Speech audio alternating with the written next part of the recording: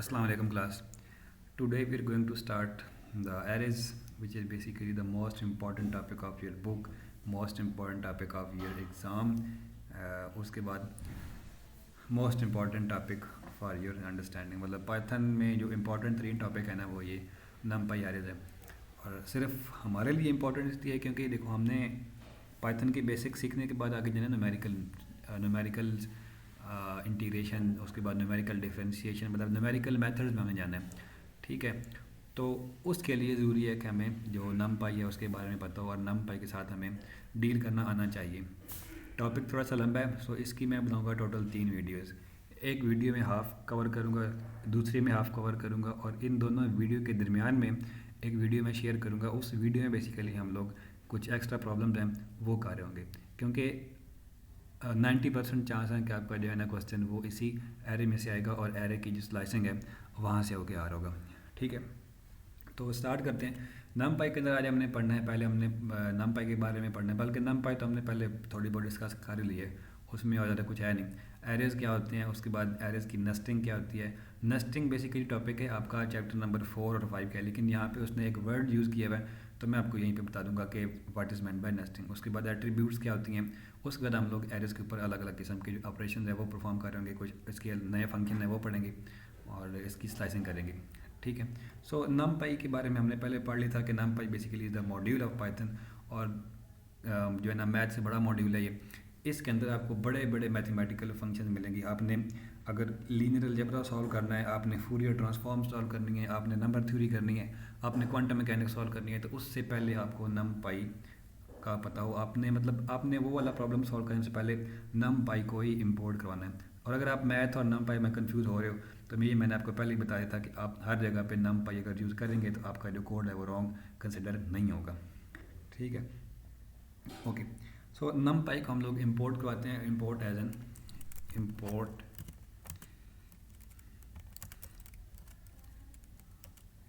Import NumPy as NP।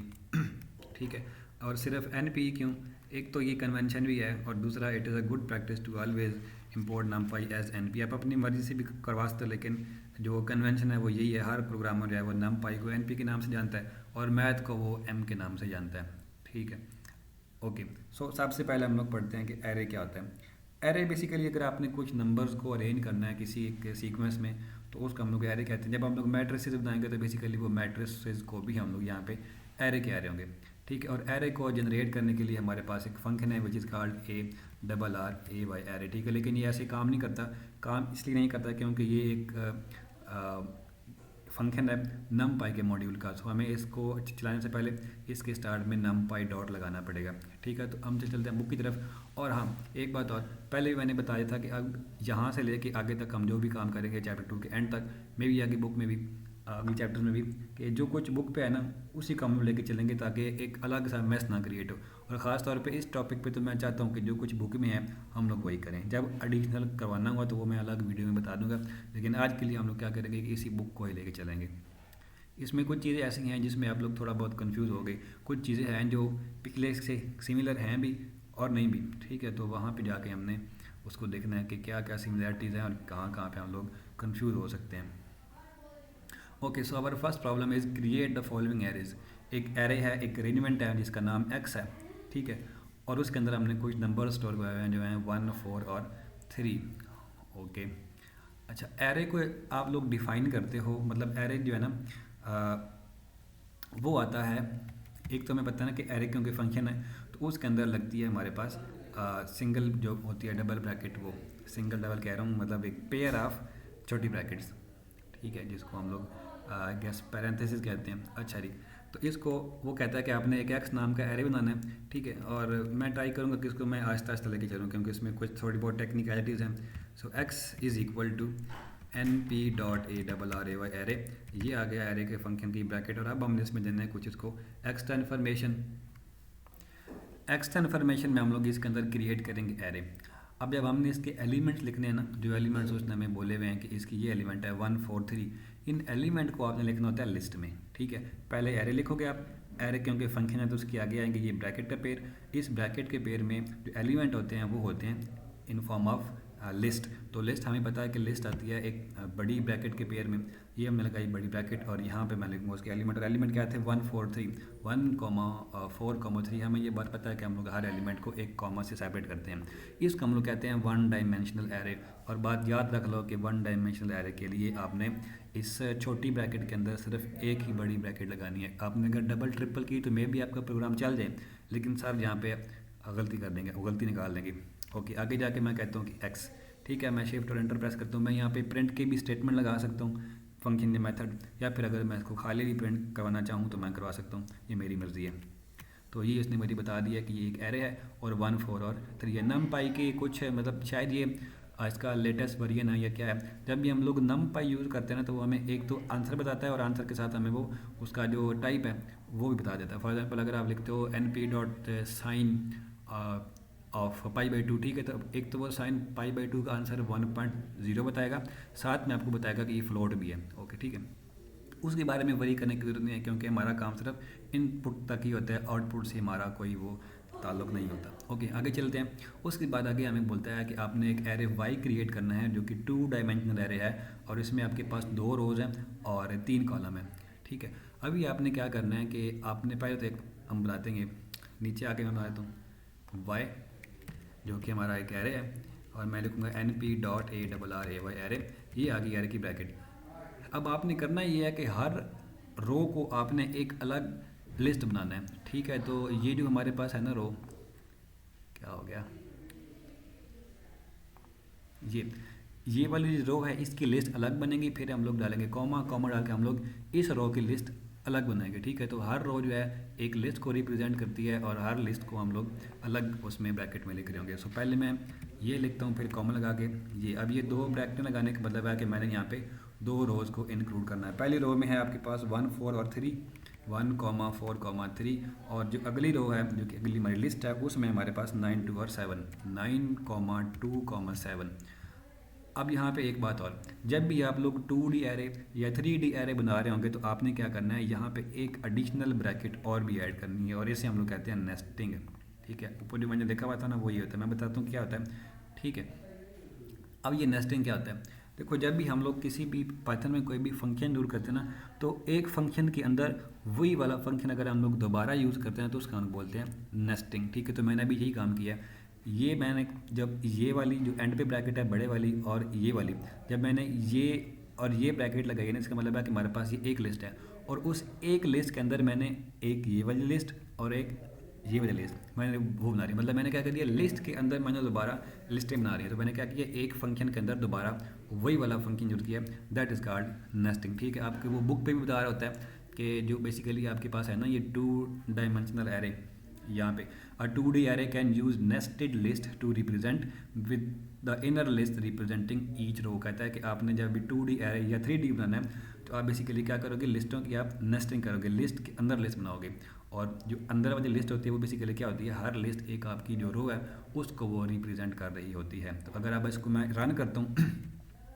तो ये मुझे एक एरे बना के दे देगा जो कि बेसिकली 2x2 का एरे है और ये उसके एलिमेंट है, ठीक है। मैं अगेन रिपीट कर रहा हूँ कि 3D एरे हो या बेशक 2D एरे हो, आपने यहाँ पे एक एक्स्ट्रा ब्रैकेट लगानी है। अगर आपने तीसरी ब्रैकेट लगा दी वो प्रोग्राम चल जाएगा, लेकिन सर उसको रॉन्ग कंसिडर करेंगे। मैंने भी पेपर में, हमारे पेपर में 3D एरे आया हुआ था तो मैंने यहाँ पे 3 ब्रैकेट लगा दिए, मतलब एक तो ये लगी ना अंदर वाली, एक ये लगाई है और इसके आगे एक और लगा दिए। सो उसको मैंने फिर घर आके चलाया, वो चल गया, लेकिन सर ने उसको रॉन्ग कर दिया था, ठीक है। तो बेशक 2D हो या 3D हो, आपने सिर्फ एक ब्रैकेट एक्स्ट्रा लगानी है।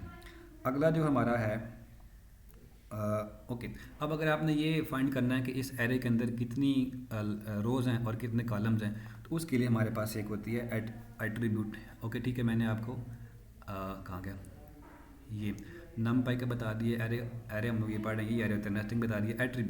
एट्रीब्यूट बेसिकली एक फंक्शन की तरह है, बस उसमें फ़र्क होता है ब्रैकेट का।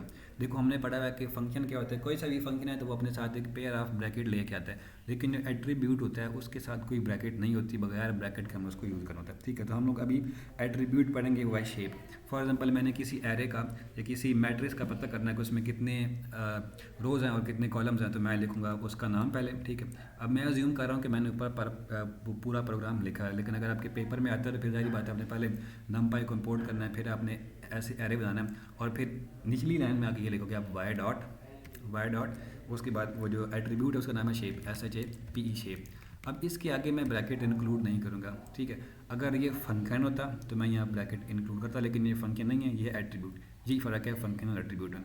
तो मैं जब शिफ्ट एंटर प्रेस करता हूँ तो उसने मुझे बोल दिया कि इसमें 2 रोज़ हैं और 3 कॉलम है। जो पहली वाली एंट्री है वो आपको नंबर ऑफ़ रोज़ बताएगी, और जो दूसरी वाली एंट्री है वो आपको बताएगी नंबर ऑफ़ कॉलम के बारे में।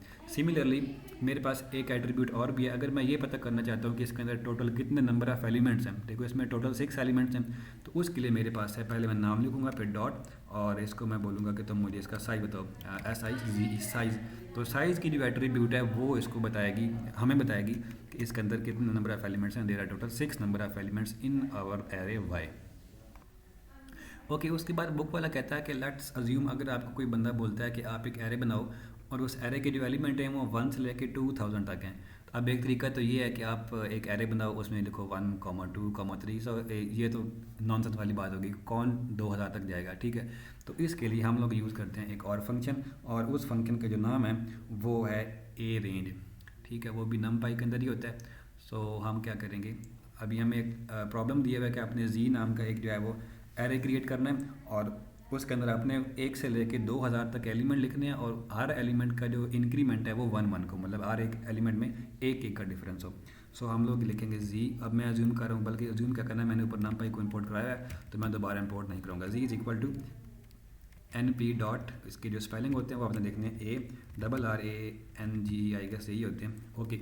उसके बाद क्योंकि ए रेंज हमारे पास एक फंक्शन है तो फंक्शन के आगे आती है ब्रैकेट, खाली ब्रैकेट आती है। अब क्योंकि मैंने इस ब्रैकेट के अंदर इसको एक्स्ट्रा इन्फॉर्मेशन देनी है तो मैं यहाँ पे लिखूँगा, मुझे चाहिए 1 से लेके 2000 तक, और इंक्रीमेंट कितना चाहिए 1। अभी यहाँ पे 1 सेकंड के लिए रुको और अपनी जो इमेजिनेशन है उसको लेके जाओ, जब हम लोगों ने स्ट्रिंग्स की या टपल्स की या लिस्ट की स्लाइसिंग की थी। जब हम लोग स्लाइसिंग करते हैं ना, तब हम लोग यहाँ पे लगाते हैं कॉलन, ठीक है। और जब हम लोग ये ए रेंज एरे में आके जब हम लोग ए रेंज का काम कर रहे होंगे तो फिर हमने कॉलन नहीं लगाना, हमने लगाना कॉमा, ठीक है। तो उसमें और इसमें यही फ़र्क है, उसमें अपने कन्फ्यूज़ नहीं होना। हाँ, जब हम लोग आगे एरे में जाके स्लाइसिंग करेंगे तो स्लाइसिंग में हम लोग भी जो है ना वो ये लगा रहेंगे कॉलन, ठीक है। लेकिन अभी के लिए मतलब ए रेंज फंक्शन के लिए आपने यहाँ पे लगाना है कॉमर्स। बाकी इसका जो जनरल फार्मूला है वो वही है कि ये इसका स्टार्टिंग पॉइंट है, ये इसका एंडिंग पॉइंट है, और ये इसमें इंक्रीमेंट है, और ये जो इसका एंडिंग पॉइंट है ये भी क्या करता है, हमें एक कम प्रिंट करके देता है। फॉर एग्जाम्पल मैं नीचे आके जी को प्रिंट करता हूँ ना, तो ये मुझे देगा 1000 एंड, इसके स्पेलिंग हाँ इसमें सिंगल आर था, ठीक है।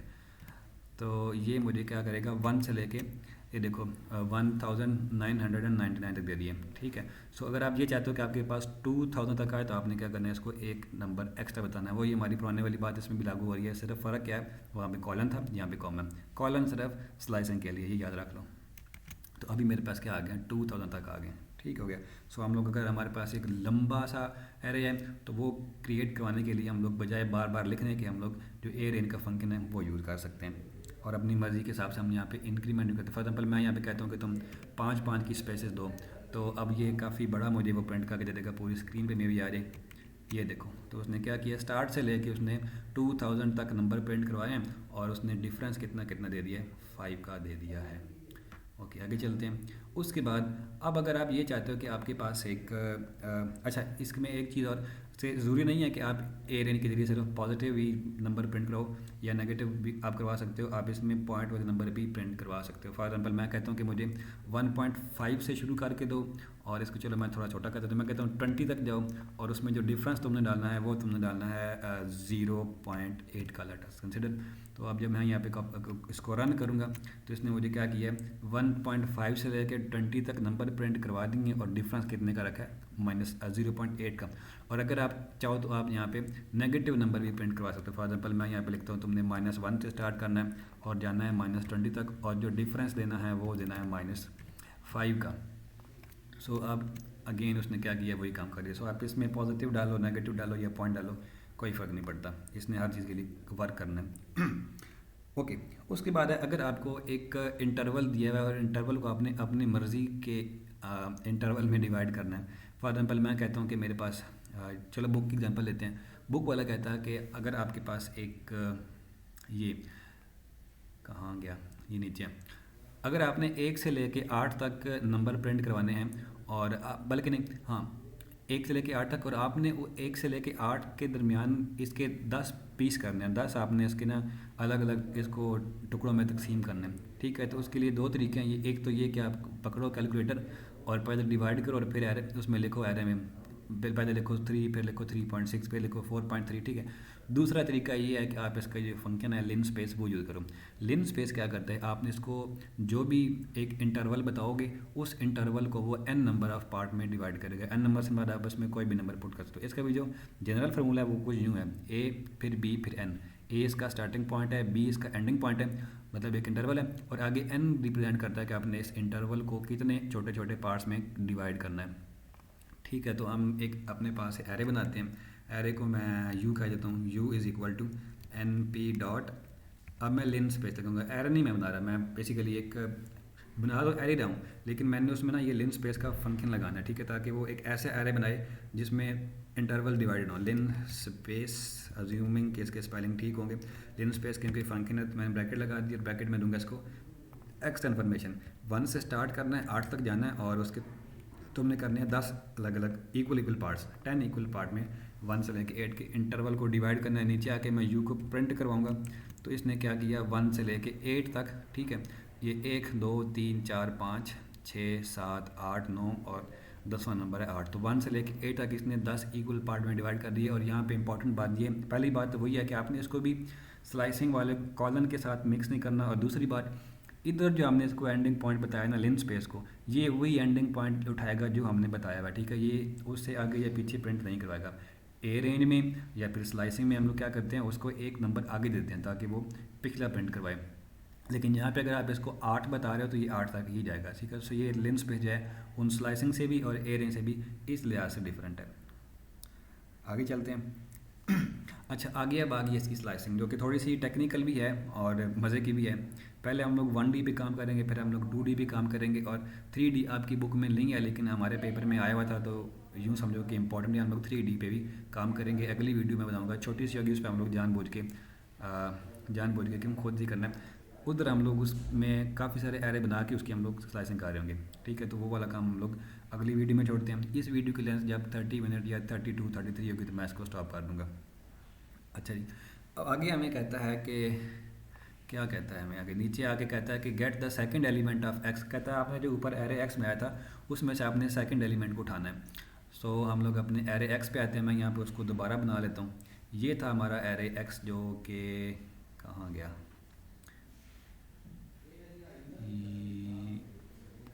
कहाँ गया यार,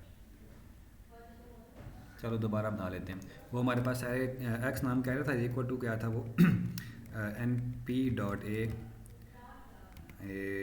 array A double R A Y array, और ये क्या था, इसमें एलिमेंट पता नहीं कौन कौन से थे। पहले तो मैं ये लिस्ट ऐड करता हूँ, 1 4 और 9 था आई गेस,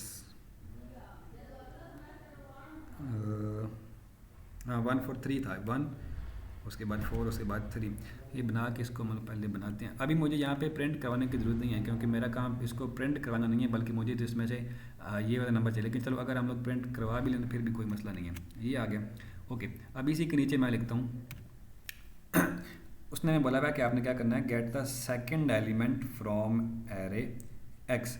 अभी एक बात का आपने ध्यान रखना, जब मैं वर्बली बोल रहा हूँ सेकंड, तो वर्बली मेरे कहने का ये मतलब है सेकंड, लेकिन अकॉर्डिंग टू पाइथन क्या होगा, अकॉर्डिंग टू पाइथन वो इसकी इंडेक्स 1 मान होगी, इसकी 0 और इसकी 1। सो जब मैं क्वेश्चन पढ़ूंगा तो मैं अपनी नॉर्मल लाइफ वाली जो गिनती है वो बता रहा हूँ, और जब हम लोग पाइथन में उसको इम्प्लीमेंट करेंगे तो फिर पाइथन की हमने 0 से स्टार्ट करना होगा, ठीक है। सो पेपर में भी ऐसे आ गया, जब पेपर में अपने सामने आपको बोलना ना कि आपने सेकंड और थर्ड एलिमेंट निकालना है, उसका मतलब है कि सेकंड वाला ये है और थर्ड ये है, लेकिन आप इसकी इंडेक्सिंग करोगे तो ये सेकंड पे होगा, ये 1 पे होगा और ये 2 पे होगा, ठीक है। तो आपने इसमें कन्फ्यूज नहीं, हाँ अगर आप कन्फ्यूज हो भी जाओ तो आप सारे से पूछ लो, कोई मसला नहीं है, ओके। अब हमने इसका सेकंड एलिमेंट उठाना, मतलब कि हमने ये उठाना, तो इसका इंडेक्स क्या होगा, इसका 0 है, इसका 1, इसका 2, तो मैं लिखूँगा x, और बेशक यही लिख दो x, और इसमें मैं 1 लिख दूँगा, तो ये मुझे जो उसका ये है, देखो उसने मुझे एन पी डॉट इंटीजर और फॉर में, मैंने बात पहले भी बता दिया कि जो नम पाई है आजकल वो क्या कर रहा है कि आपको जो है ना आंसर के साथ साथ उसकी टाइप भी बता रहा होगा। तो ये क्योंकि 4 एक इंटीजर है तो उसने मुझे 4 कर दिया। अगर ये फॉर एग्जाम्पल ऐसे होता 4.9 होता तो फिर ये मुझे बताता कि ये फ्लोट है, ठीक है। तो ये इसकी टाइप बता देगा आपको, ओके। फिर आगे कहता है कि आपने क्या करना है, ठीक। अगर आपको ये चाहिए तो 0 लिख दोगे, ये चाहिए तो 1 लिखोगे, और ये चाहिए तो 2 लिखोगे। आगे बोलता है कि आपने क्या करना है, get all the element after the second element x।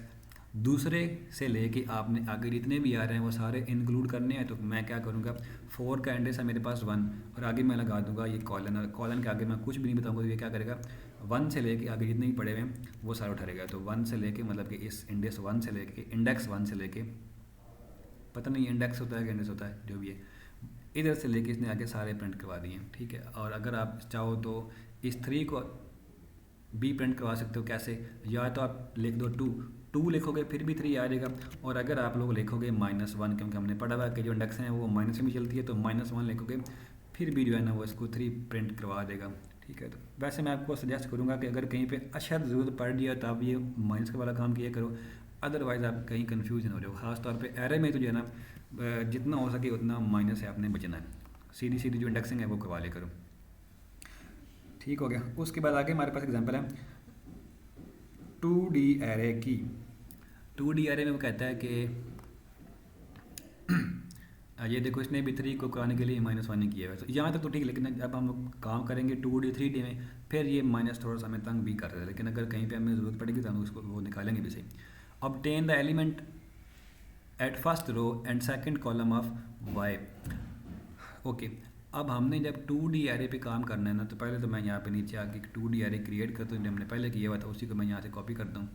ये हमारे पास पूरा एरे, बल्कि पूरा मैं कोड कॉपी कर देता हूँ। यहाँ पे आके मैं इसको पेस्ट किया, पेस्ट हो जा यार, पेस्ट नहीं हो रहा।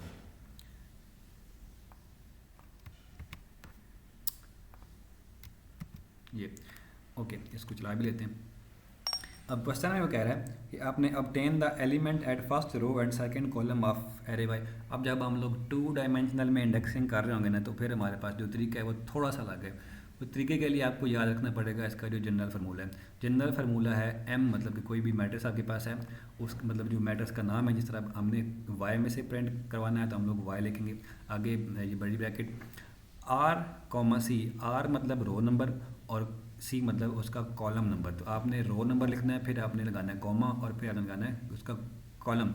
अभी याद करो हम लोग इंडेक्सिंग में कॉलन लगाते हैं, ठीक है। तो यहाँ पे हम लोग कॉलन लगाएंगे जब हमने एक जगह से आगे तक सारे प्रिंट करवाने होंगे, और ये कॉमा ज़रूरी है। अगर आपने रो और कॉलम, रो नंबर और कॉलम नंबर को अगर आपने सेपरेट ना किया तो फिर काम ख़राब हो जाएगा, ओके।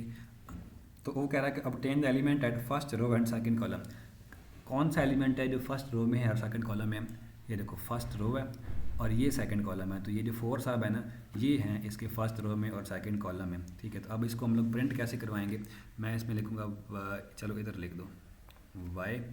उसके बाद अब देखो 4 का रो नंबर क्या है, 4 का रो नंबर 0, ये 0th रो है, ये फर्स्ट रो है, नीचे सेकंड रो इन सो वन, और ये 0th कॉलम है, ये है फर्स्ट कॉलम और ये है सेकंड कॉलम। सो 4 का रो नंबर 0, उसके बाद कॉमा 4 का कॉलम नंबर 1, तो 0,1 मैं लिखूँगा तो ये मुझे 4 दिखा देगा। ये आ गया, ठीक है, ओके।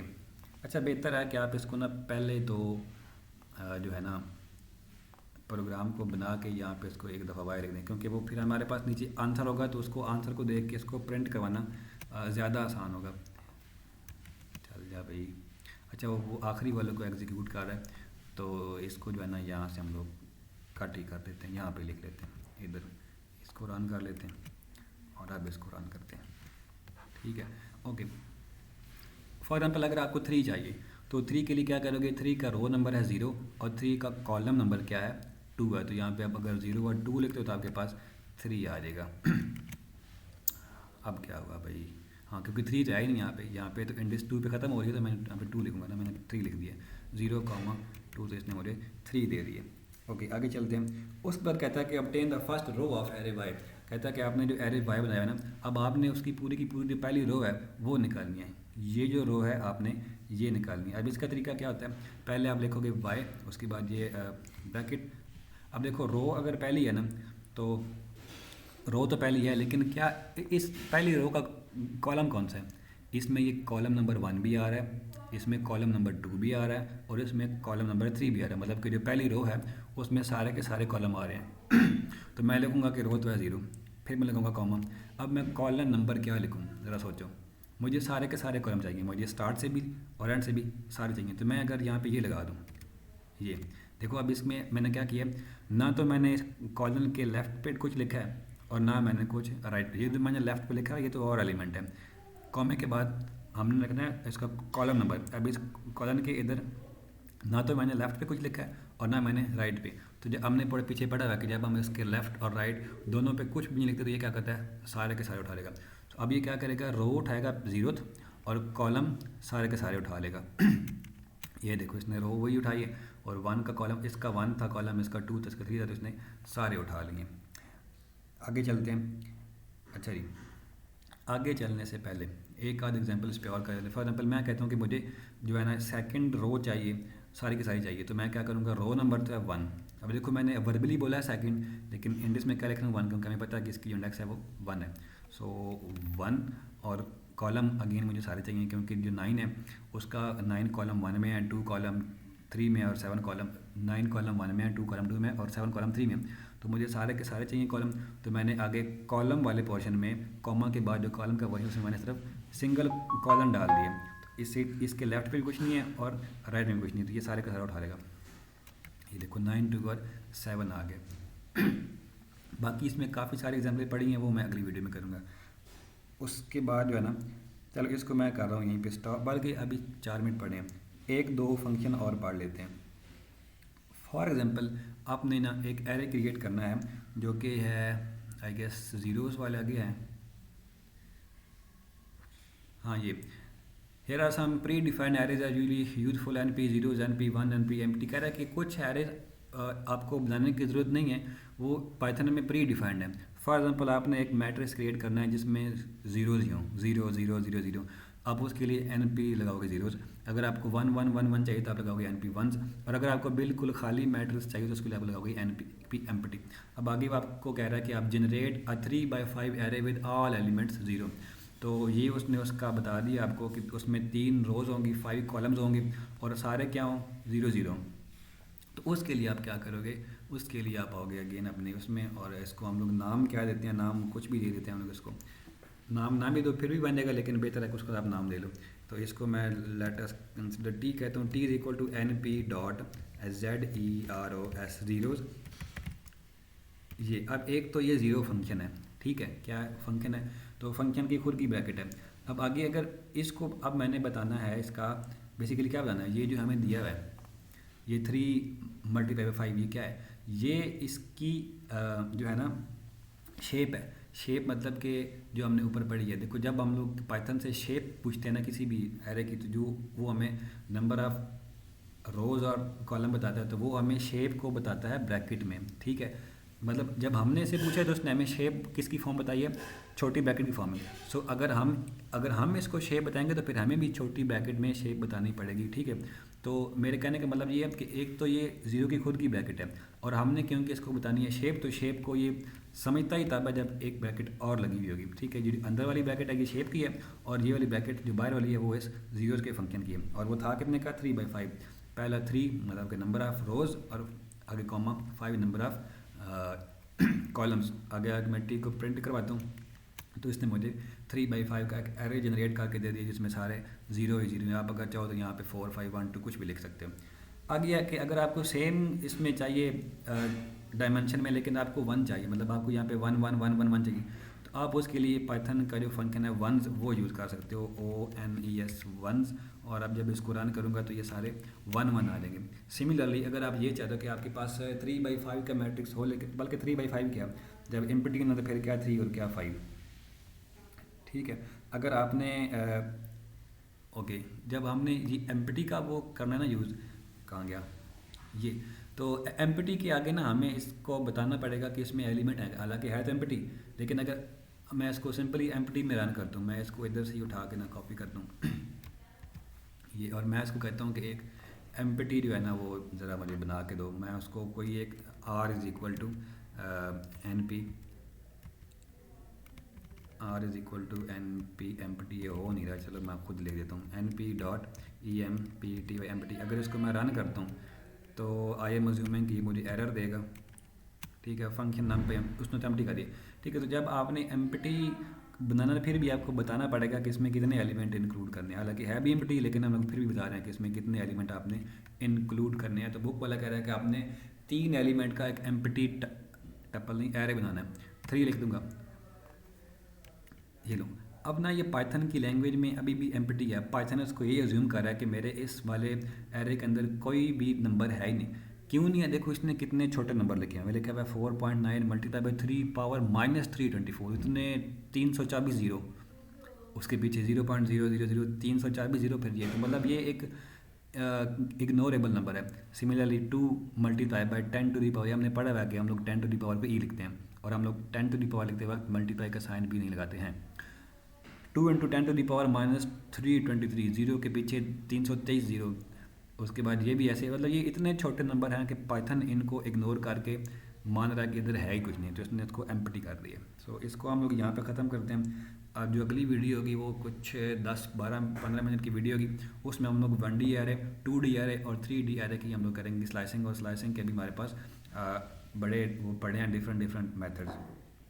एक जो स्लाइसिंग है वो मैंने यहाँ पे जान के मिस कर दिया, उसको जब हम लोग 2D स्लाइसिंग पढ़ेंगे ना अगली वीडियो में, तो जो हमारी बेसिकली एक एक्स्ट्रा वीडियो की प्रैक्टिस पे, तो वहाँ पे मैं आपको बता दूंगा कि वो उसने यहाँ पे कुछ डबल ट्रिपल ब्रैकेट सेट किए हुए हैं। सो वो हम लोग अगली वीडियो में देख रहे होंगे। ठीक है, दैट्स इट इसके लिए। अल्लाह हाफिज़।